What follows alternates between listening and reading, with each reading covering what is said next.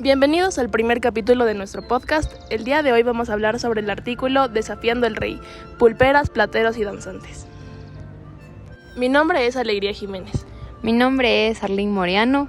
Mi nombre es Sonia Tipán. Mi nombre es Anaeli Toro. Y mi nombre es Mateo Paz. Bueno, yo les voy a dar más o menos como el contexto, como un resumen de lo que nos hablaba el artículo. Bueno, en sí la autora nos muestra el caso de Micaela Albarracín, que fue una pulpera enjuiciada por perforar unos pesos de plata con la finalidad de alquilarlos para que formaran parte de collares de la vestimenta de unos indígenas de Coyacoto, que celebrarían el Corpus Christi en San Sebastián, que era una fiesta bastante popular, bastante importante para la comunidad indígena.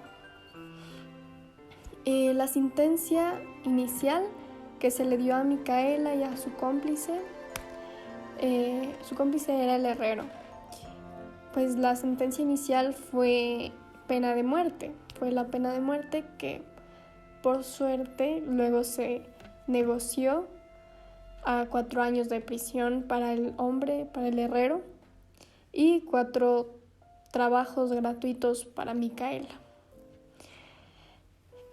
Esa es básicamente la historia que nos está contando en el artículo. Lo que vamos a observar bastante aquí son los fuertes contrastes entre la visión de las clases populares, entre comillas, versus la visión del interés de la corona en un bien escaso para la época, como lo era pues el dinero y los metales nobles, como la plata. El dinero contemporáneo es un medio de cambio y la representación simbólica económica de energía, comercio, creatividad y sobre todo prestigio y poder. Hay, por lo tanto, un sitial central para él en la vida cotidiana y de alguna manera también ha alcanzado un espacio en el subconsciente colectivo y personal. El dinero es la representación de libertad personal, aunque también de esclavitud, según el enfoque y peso de cada persona le confiera. En el mundo donde el libre comercio predomina, el dinero es un acto importante desde el nacimiento hasta la muerte, pero está ligado con el enfoque de triunfo y derrota que finalmente son categorías personales. Pero bueno, no siempre fue así.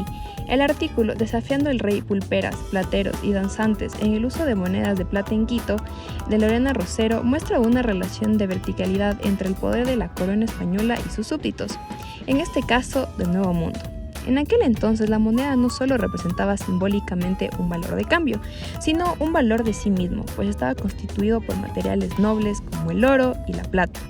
En este contexto, el peso del material determinaba su valor absoluto y mutilar, o agujerar una moneda era mermar ese valor y por lo tanto afectar a la economía del reino y ofender al poder del imperio y del rey. Los indígenas del siglo XIX estaban parcialmente integrados en usos y costumbres de la vida colonial. Parcialmente, pues sus representaciones y escala de valores era muy distinta que la de los europeos que les gobernaban. Si para estos la plata era un valor real, para los indígenas el metal representaba como antes de la colonia simbólicamente una realidad de los planos sagrados, pues el oro y plata no eran metales de cambio, sino de adoración y homenaje a través de sus rituales y fiestas que habían. Bueno, en conclusión, se entiende esta pena en el contexto mundial de escasez de la plata, a pesar de que América proveía el 80% de este metal circulante en el mundo. Sin embargo, este castigo no era aplicable a los indígenas. Había sucedido pocos años antes de este juicio la rebelión de los barrios de Quito, y luego de su desenlace se había prohibido la celebración indígena de Corpus Christi por ser considerada irreverente y de ninguna manera apropiada para el culto divino. Se nos muestra también cómo las pulperías, equivalentes a tiendas populares de abasto actuales, permitían el uso del dinero y su conservación a través de estrategias como la de ser mestizas vestidas de indígenas, pues estas estaban exentas de trabajar en la mita y de aportar contributos. En el artículo observamos los fuertes contrastes entre la visión de las clases populares en contra de la visión del interés real, en un bien escaso para la época como era el dinero en metales nobles. También se aprecia la diferencia entre la visión mercantil y la visión cultural de la celebración. La fiesta y el espacio social que se procuraban las etnias indígenas y los mestizos al utilizar vestimentas que integraban a lo tradicional, valores que el blanco enaltecía por motivos distintos, situaciones que ahora consideramos impensables. Sobrevivido a la aculturación. La economía de la plebe no giraba en torno a la acumulación de monedas, mercancías, sino que utilizaba otros métodos de intercambio, como el trueque y la economía de subsistencia ligadas a la producción agrícola menor.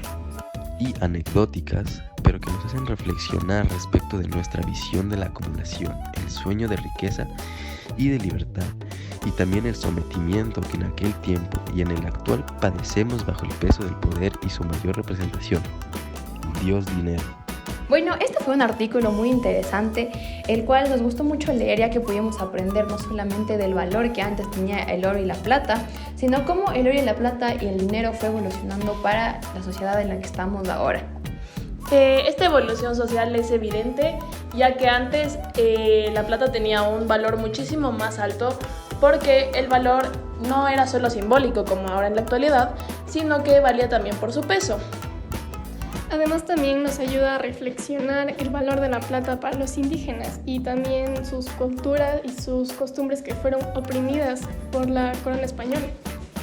Claro, como dice Annie, nosotros nos parece que antes la cultura indígena no era tan respetada como tal vez ahora ha cambiado un poco, y como ahora los indígenas los vemos con un poco más de respeto, y tal vez también podríamos decir con un poco de admiración hacia ellos y lo que han pasado y su cultura y las costumbres que gracias a ello, a pesar que no creamos, han llegado a la sociedad que estamos ahora y a las costumbres que ahora tenemos, ya que su cultura y sus costumbres fueron la base de lo que nuestra sociedad ahora es. Es evidente que antes había cierto respeto hacia esa cultura, ya que la pena de muerte no era válida para los indígenas. Pero, sin embargo, después de la revolución que hubo, la corona española intentó prohibir totalmente todas esas fiestas del Corpus Christi, y cada vez que había alguna celebración era sancionada.